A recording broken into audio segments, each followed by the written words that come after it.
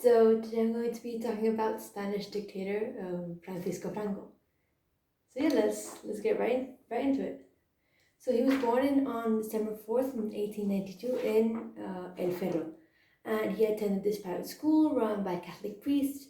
And then at age 12, around that time, he decided to enter a naval secondary school.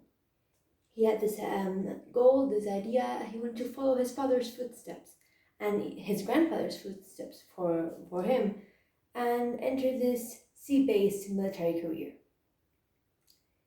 This was all great. However, when it actually came to, when he turned 15, in 1907, the government suspended the admission of cadets into the Naval Academy. So his goal was kind of stopped.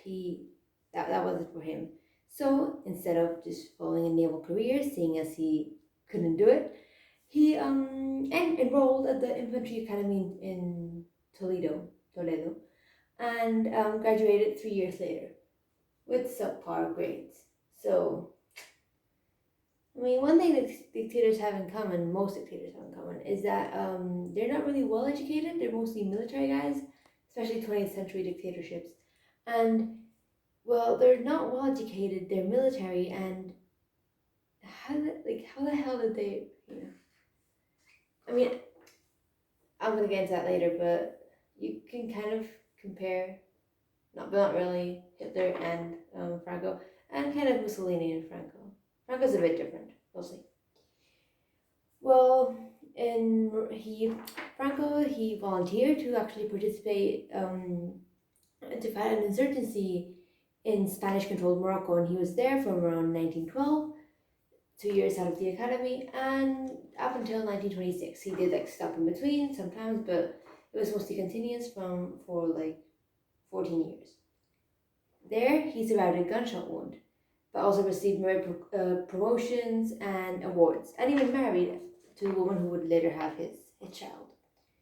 This is one thing I think it's quite eerily similar to Hitler, but again, it's similar to a military guy, so you can't really I've said it 100 times, but you can't exactly say, oh my god, he's exactly the same, because it fits the profile of anyone who was in the army. But it's this guy, fully educated, who had military dreams, and then went to fight, or in Hitler's case, organized an uprising, and he got wounded. But he was also merited.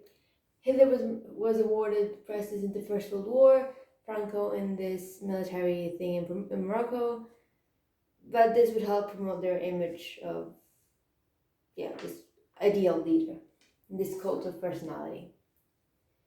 Well, in 1933, Franco, he was now a general, and I do believe, was it 33? No, at the age of 33, Franco was made a general. And he was now the youngest general of all of Europe, not even Spain, Europe. And he was chosen to direct this new general military academy in Zaragoza. And here we enter into the Second Republic. Well, there was a military dictatorship favored by the king, embraced by the king, Alfonso XIII. Yeah, is it in English? Well, Alfonso XIII. And this dictatorship is headed by Miguel Primo de Rivera. And I find it really funny that in Spanish culture, dictatorship in Spanish is dictadura, which means dictadura. Dura means hard. However, this military dictatorship that preceded the Second Republic is nicknamed Dicta Blanda, because it wasn't really that strong. I mean, it was, but compared to Franco and other dictatorships of the 20th century, it's really weak. So that's why Dicta Blanda, soft, weak, or just kind of funny. Anyway, this was embraced by the king, and it governed Spain from 1923 to 1930. However, municipal elections in April 1931 deposed the king, and Republican candidates elected would go on to pass measures that really reduce the power of the power and influence of the military, the Catholic Church, property owning elites, and other entrenched interest. The king, however, remained in Spain. He would only leave in 1940, if I'm not mistaken. He would die 1 year later. But the king was never formally kicked out of Spain, not like Kaiser Wilhelm or Tsar Nicholas prior to him. Alfonso XIII, he was just he was like, as long as you don't bother us, you can be there. You're no longer head of state, but you can be there. We're not gonna kick you out. We're not gonna kill you. So, Franco, he was really like a military guy who kind of went against the values of the Second Republic. It seems stupid to say that now because, well, he did lead the nationalist side of the Civil War, but back then he was a potential danger. Potential, not a huge threat, but still significant enough threat that he had to be reprimanded. And those in charge decided, hey, let's send you back to a post near El Ferral. Well, anyway, near where he was born. Well, his General Military Academy in Zaragoza was also shut down. So that kind of sucks. He did get into more favor with the government in 1933 when a center-right coalition won elections. Now, the center-right coalition won elections, I mean, this is like Second Republic politics, but mainly because, I mean, people weren't really happy with the left-wing coalitions, but also this right-wing sentiment had been going over Europe, especially 1933 was the year Hitler came into power in Germany. Mussolini had been well established by he had done the whole March on Rome in 1922, so Mussolini had been well established and had created the idea of fascismo. But 1933, that was when Hitler came to power, and in not many years, Franco himself would come into power. But spoiler alert. So the after. Anyway, let's continue. Well, in 1934, he was sent by the Spanish government, by the Second Republic, to Asturias, which is in the north of Spain, to suppress this leftist revolt. This resulted in a whopping 4,000 dead, and then 10,000 imprisoned. It's not even like 4,000 imprisoned. No, 4,000 dead. This led to more street violence, political killings, disorder, and in 1935, Franco himself became Army Chief of Staff.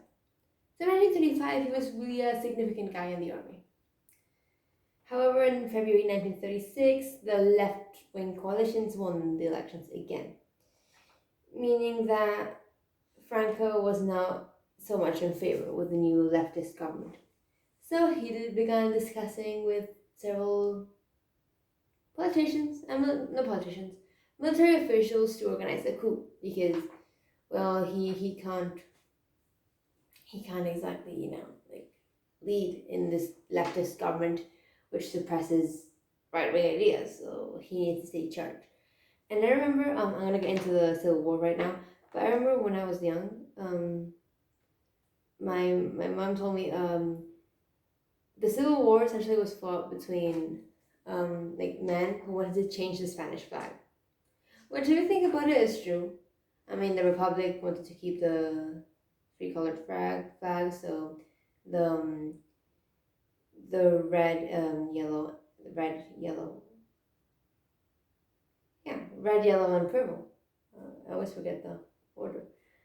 The shape. And I live in Spain. But anyway, red, yellow, and purple. And the nationalist side wanted to have the red, yellow, red, which, by the way, it's not called yellow, it's called Wanda. Wanda, it's stupid, anyway. And with the whole imperial eagle thing in the middle. The eagle is really a symbol of dictatorship in the period. I mean, Hitler also had it. Anyway, so prior to the Civil War, Franco, he was deemed as kind of a dangerous guy. So they sent him to the Canary Islands, which are near Africa. And they're just off the coast. And at first he was kind of hesitant as to whether to lend his support to this military conspiracy. However, after this radical monarchist Jose Calvo Sotela was assassinated by the police, he decided to become fully invested, and that's when he officially joined. It all started on July 17th, 1936, but then on July 18th, 1936, the day after, the military uprising officially launched. And, well, most of the western half of the country, western half, yeah, I say western half, yeah, was put in the control, was now under the control of the nationalists. Franco, what he did was to fly to Morocco, and, well, he began transporting troops to mainland Spain, to the Iberian Peninsula, not Portugal, obviously. They weren't really interested in Portugal. This wasn't an invasion of Portugal. This is rather an establishment of a military dictatorship, nationalist idea in Spain. And yeah, he established contacts with people, fascists in power by this time, obviously Mussolini in Italy and Hitler in Germany, and by this time both fully dictators and Franco on the way. And he managed to secure arms and resistance from them. He was named head of the rebel nationalist government and generalissimo of the armed forces. A generalissimo means like commander-in-chief. In Spain, nowadays, we mock him, like naming him General Paquito. You don't really hear any dictators being called Paquito. That's a short way to say Francisco. Anyway, well, yeah, he managed to unify support of those supporting the Catholic Church, fascist and monarchist political parties, because kind of the idea of negative cohesion, kind of idea of saying, yeah, everyone who hates this leftist government, you should support me because I will be the person who solves all your problems. Anyway, and also he managed to, like, area by area, as he was conquering Spain, dissolve political parties, or at least, groups of political parties, groups of supporters for certain political parties. That's it. As people went down, as the nationalist fascist army went down, militia groups machine gunned hundreds or even thousands of Republicans in Badajoz, which is Extremadura, which is in the center west of Spain, right on the border with Portugal. And, well, as well as these militia groups like actually machine gunning people, tens of thousands of political prisoners were executed by nationalists later on. Republicans, they also carried out their own executions, but they were unable to stop the nationalist move from advancing. They even had Soviet support and support from these things called international brigades, which, if I'm not mistaken, George Orwell was like the writer. He actually fought in these international brigades. And yeah, but they tried their best, but they didn't succeed. And bombardments aided by the Italians and the Germans helped the nationalists conquer the Basque country, which is right in the north of Spain, and Asturias, also in the north, in 1937. And this is when the whole Guernica thing happened.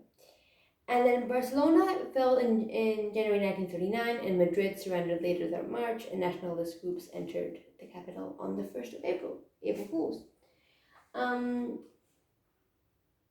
one thing which I find kind of comical, I guess, it's the Civil War stuff, but Republican forces, politicians in Madrid, was like the capital of the country, although the capital of the Second Republic was in Valencia, but anyway. They were saying, no pasarán, they're not going to pass, they're not going to come to Madrid, no van a pasar, no pasarán. The second nationalist troops entered Madrid, they said, hemos pasado, so we've passed, so like, suck it. And by the way, people in Madrid were sent to other countries. My own grandfather, he was sent to France. But people were sent to like Russia, Argentina, the US. Friendly countries. None, I don't think any were sent to like Germany or Italy. But yeah, definitely France, Argentina, and Russia. They also suffered there. Like, refugee life wasn't easy. It was, I mean, that's not news. No political war refugees life is easy. And I mean, to make things worse, then the Second World War happened, and by that point, many refugees had returned, but some which had stayed had their lives made even worse. Anyway, so like I said, by April 1st, 1939, there was kind of nationalists had won, and the dictatorship was established.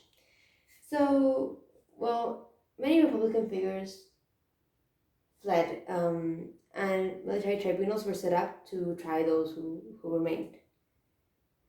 These tribunals sent hundreds, no, thousands, if not hundreds of thousands of people to imprisonment, and many to their deaths. I think this was during the war rather than during these trials, but famous Spanish writer Lorca, Federico Garcia Lorca, he was gunned down in 1936, if I'm not mistaken. Although that is obviously during the war, but yeah, people like Lorca, people with Republican beliefs, they were tried and executed, mainly imprisoned, but also executed. So Franco himself, he admitted in 1947, 1940s, 1944. 1944, Franco himself said, yeah, I kind of have 26,000 prisoners right now. Right now, 26,000 people are imprisoned, just political opponents. Like, he wasn't even shy about it. By this point, I mean, Mussolini had fallen from power, or was about to die. Hitler, same thing, he was also about to die in 1945. Franco was the only really European dictatorship which lasted for a long time. It lasted for ages, until 1975. His own death. But I'll get into that later. Yeah. So, kind of short summary of policies. Well, Catholicism was now the only tolerated religion. No Catalan or Basque languages, which in Catalonia, and the Basque Country, they're also the more independentist areas, so they have Euskera and Catalan, and he prohibited these. He also prohibited any names for newborns, he didn't force people to change their names like Hitler did. Hitler did do this. But Franco, he was like, you can keep your names, however, no newborns can be given names like Jordi or Iratze.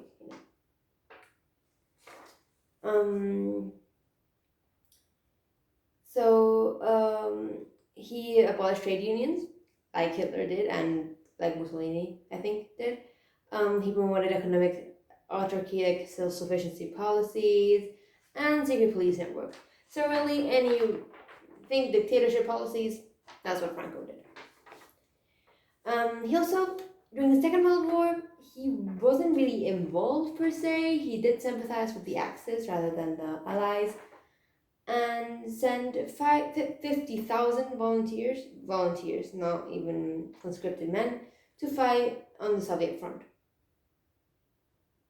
Most, if not all of them, died. I don't think many returned. But yeah, I mean, you can't really say, oh my god, Franco, he was so amazing, he didn't even send anyone, because he did. They were volunteers, but he did send them.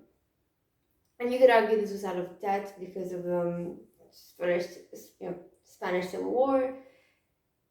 But I mean, at least the guy didn't become involved, but still. I mean, he couldn't exactly get involved because the country was in chaos. But he did take his sweet time and money to go against political opponents. So he's not this, oh my god, I'm such an amazing dictator. No. He sucked. He also opened ports to German submarines and invaded the city of Tangier in Morocco. And after the war ended, he faced significant diplomatic and economic isolation. In 1953, he was, okay, fine, I'm gonna kind of let the US in, because otherwise I'm gonna die here. The country's gonna die and they're gonna turn on me, although I'm dictatorship, but anyway. By the way, Hitler. Franco's name, like, you know how, I forgot the name of Mussolini, but Hitler's name was Führer. His title was Führer. And like Franco, his name was Caudillo, which I think means leader. Yes, means leader. I'm Spanish and I don't know this. Anyway, 1953, Franco, he allowed the U.S. to build naval bases and three air bases and a naval base for military and economic aid. When he was getting older, because he lived for a long time, he lived from 1892 to 1975, so quite a long time. He started becoming less involved in daily political affairs and preferred to spend his time hunting and fishing, which is quite common here. Or it's probably common everywhere, but especially right now, politicians do that, but not as much anymore because of animal rights. But our former king, Juan Carlos, which I'm going to mention in a second, he got into trouble, into controversy because he killed elephants. Anyway, not really relevant. Police controls and censorship kind of relaxed by the end of his dictatorship. Strikes and protests were more common because, again, his control kind of flaking. And free market reforms were introduced. Tourism increased, and Morocco gained independence. And by the time he was old, he had relaxed a bit. He's like, fine, okay, I can't hold on to power that long. He finally died on November 20th, 1975, after a series of heart attacks, which is kind of impressive considering the previous two main dictators he had collaborated with had been killed. One of them by the people, the other one by himself, but under pressure because he kind of was gonna get killed anyway. But yeah, Franco died of a heart attack, and there's this really iconic, famous piece of media when they have actually communicated the death of Franco, and it's this guy crying saying "Españoles, Franco ha muerto," which literally translates to Spanish people, Franco has died. But the way he said it's so sad, and I don't think there's a single person in Spain who hasn't seen that video. It's literally a guy standing in front of a television, saying "Españoles, Franco ha muerto." But hey, you can't really study the Franco dictatorship without watching that video because that signifies literally the end. And yeah, when he his funeral, many supporters raised their hand. I'm not gonna do it, but the fascist symbol salute. And I believe so. 1 year ago, a bit more, over a year ago, but not around a year ago or so, less than 2 years.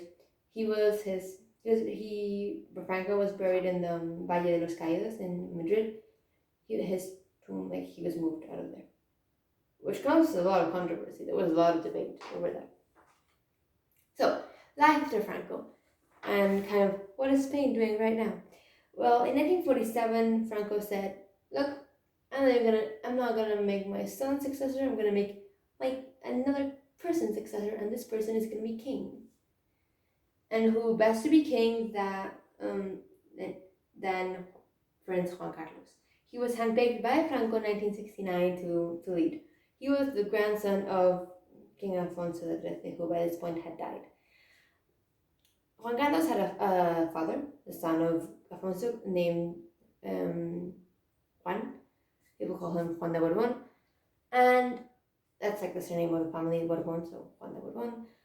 But I don't know why he was scared. I think he didn't get along with Franco, so he decided he would try to influence Juan Carlos because he was more manipulative. He was easier to manipulate. That's the word.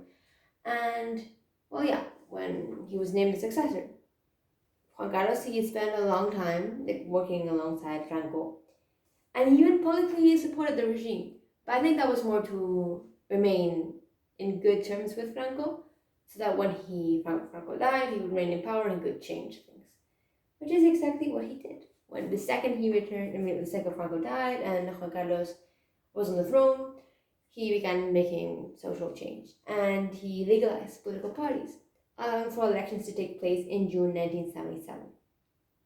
And Spain has been parliamentary monarchy ever since, except like this 18-hour-long coup attempt in 1981, the 23F, 23F, in which this guy, Tejero, he came into the parliament building, shot, like the gun holder, like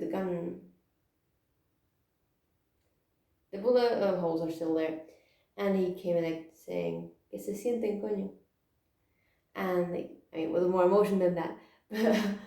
Yeah, that was a really attempt, like a really small, insignificant coup attempt, which nothing happened, and yeah, ever since we've been in a parliamentary monarchy. Right now, Juan Carlos, he what's the word? He not resigned. That's not the word.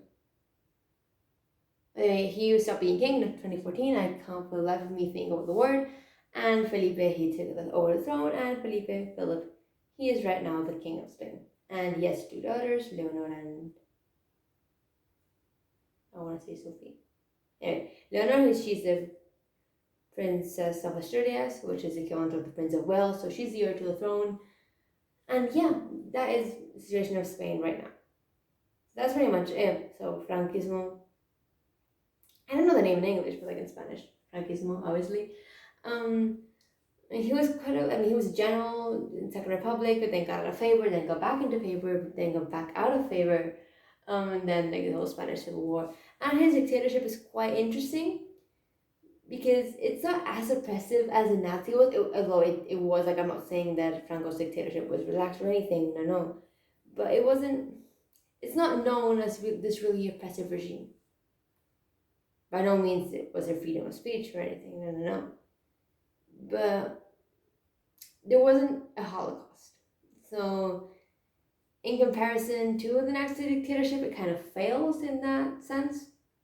If you know what I mean, like, I'm not saying that it failed, but I mean, it was a really successful dictatorship, one of the most successful European dictatorships, if not world dictatorships of the 20th century.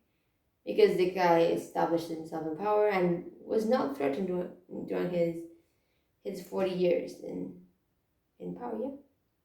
That's pretty much it. I don't have anything else to say, so I'm going to leave it there. I hope you liked it, and yeah, thank you for watching. Bye.